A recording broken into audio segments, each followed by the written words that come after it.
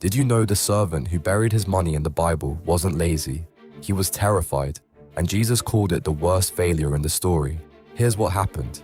A master gave 3 servants large sums of money before leaving on a long journey.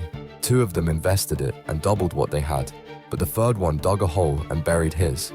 When the master returned, that servant looked him in the eye and said, "I knew you were a harsh man. I was afraid, so I hid it to keep it safe." He didn't lose the money, he protected it. In his mind, that was the smart move. But the master was furious, because the real problem wasn't what he did with the money, it was what he believed about his master.